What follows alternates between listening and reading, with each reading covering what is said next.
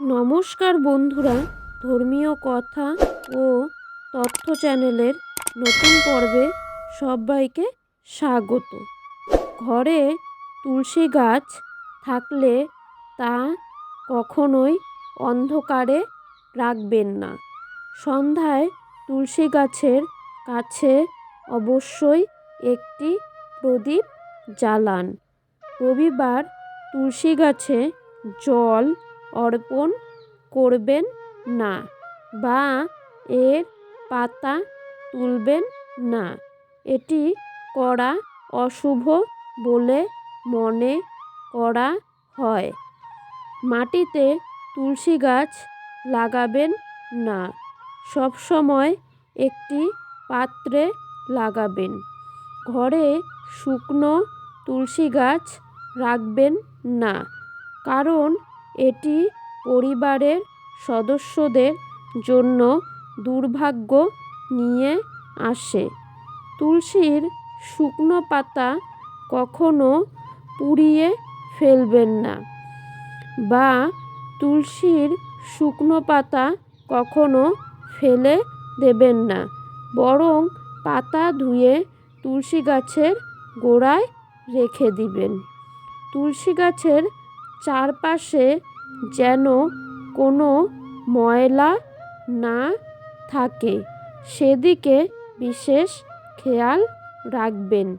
তুলসী গাছকে কখনোই দক্ষিণ পূর্ব দিকে রাখবেন না, কারণ এই দিকটি আগুনের দিক বলে মনে করা হয়।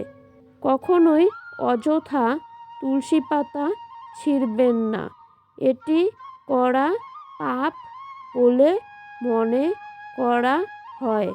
তুলসী গাছের পাশে কোনো কাঁটাযুক্ত গাছ রাখা উচিত নয়।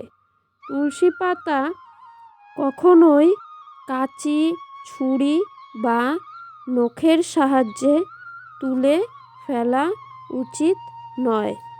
তুলসী পাতা তোলার জন্য সবসময় আঙুল ব্যবহার করা উচিত। স্নান না করে তুলসী পাতা স্পর্শ বা তুলসী পাতা তুলবেন না। এই ধরনের পাতা ভগবানের পূজায় গ্রহণ করা হয় না। শুধুমাত্র ধর্মীয় বা স্বাস্থ্যগত কারণে তুলসী পাতা তুলতে পারেন।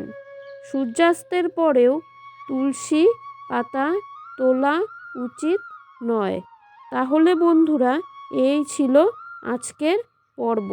আশা করি আমার বন্ধুদের পর্বটি ভালো লেগেছে। যদি ভালো লেগে থাকে তাহলে অবশ্যই লাইক, কমেন্ট, শেয়ার করে দিবেন। আমার ছোট্ট চ্যানেলটিকে সাবস্ক্রাইব করে দিবেন। পুরো পর্বটি দেখার জন্য আমার সকল বন্ধুদের জানাই অসংখ্য ধন্যবাদ।